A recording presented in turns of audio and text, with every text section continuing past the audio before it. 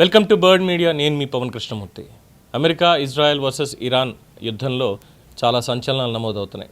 Gulf దేశాల్లో సోమవారం ఉదయం ఉద్రిక్త పరిస్థితులు నెలకొన్నాయి. దుబాయ్, అబుదాబి, దోహాతో పాటు పలు ప్రధాన నగరాల్లో భారీ పేలుళ్ల శబ్దాలు వినిపించినట్టుగా సమాచారం. ఇరాన్ తన దాడుల్ని తీవ్రతరం చేయడంతో గల్ఫ్ ప్రాంతం ఉలిక్కిపడింది.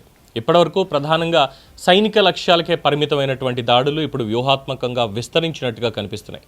కొన్ని నివేదికల ప్రకారం పౌర మౌలిక వసతులు, విమానాశ్రయాలు, వాణిజ్య సముదాయాలని లక్ష్యంగా చేసుకుని ఇరాన్ దాడి చేస్తున్నట్టుగా తెలుస్తోంది. ఇదంతా ప్రాంతీయ ఉద్రిక్తల్ని మరింత పెంచుతోంది.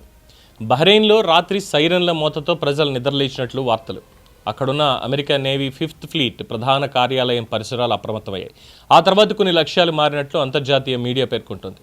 గల్ఫ్ దేశాల్లోని ఎత్తైన నివాస భవనాలు, లగ్జరీ హోటళ్లు, ఆధునిక విమాన టెర్మినల్స్ సమీప ప్రాంతాల్లోనూ భద్రత కట్టుదిట్టం చేశారు. దాడులను అడ్డుకునేందుకు ఆయా దేశాల ఎయిర్ డిఫెన్స్ వ్యవస్థలు నిరంతరాయంగా పనిచేస్తూనే ఉన్నాయి. ఇంకా కువైట్లోని అమెరికా వైమానిక స్థావరం సమీపంలో ఒక యుద్ధ విమానం కూలిపోయినట్లు అంతర్జాతీయ మీడియా సంస్థ CNN జియోలొకేట్ చేసిన వీడియో ద్వారా వెల్లడైంది. అమెరికా ఇజ్రాయెల్ సంయుక్త చర్యలను ప్రతిస్పందనగా ఇరాన్ కూడా దాడులు పెంచినట్లు విశ్లేషకులు భావిస్తున్నారు. వాషింగ్టన్తో తక్షణ చర్చలకు ఆసక్తి లేదని ఇరాన్ వర్గాలు సంకేతాలు కూడా ఇచ్చాయి. మరోవైపు అమెరికా అధ్యక్షుడు డొనాల్డ్ ట్రంప్ ప్రాణనష్టం మరింత పెరగవచ్చని అంగీకరించినట్టు సమాచారం.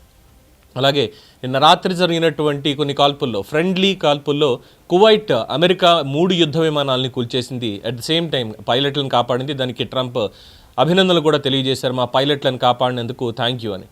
ఇక యునైటెడ్ అరబ్ ఎమిరేట్స్ రక్షణ మంత్రిత్వ శాఖ ప్రకటన ప్రకారం ఒక్కరోజే అనేక బ్యాలిస్టిక్ క్షిపణులు, క్రూయిజ్ మిసైళ్లు, వందలాది డ్రోన్లు అడ్డుకున్నట్టుగా తెలిపింది. అయినప్పటికీ పేలుళ్ల ప్రభావంతో ప్రజల్లో భయం నెలకొంది.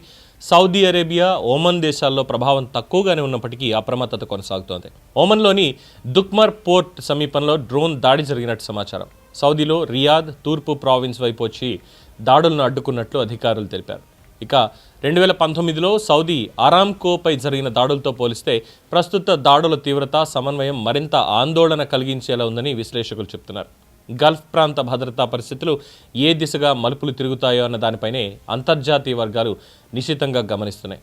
మొత్తానికి ఇరాన్ తన ప్లాన్ని మార్చింది. మెల్లమెల్లగా ఓటమి వైపు వెళ్తున్నప్పటికీ కూడా మేం వెనక్కి తగ్గామంటూనే పూర్తి స్థాయిలో విధ్వంసం సృష్టించడానికే వాళ్ళు ప్రయత్నిస్తున్నారు.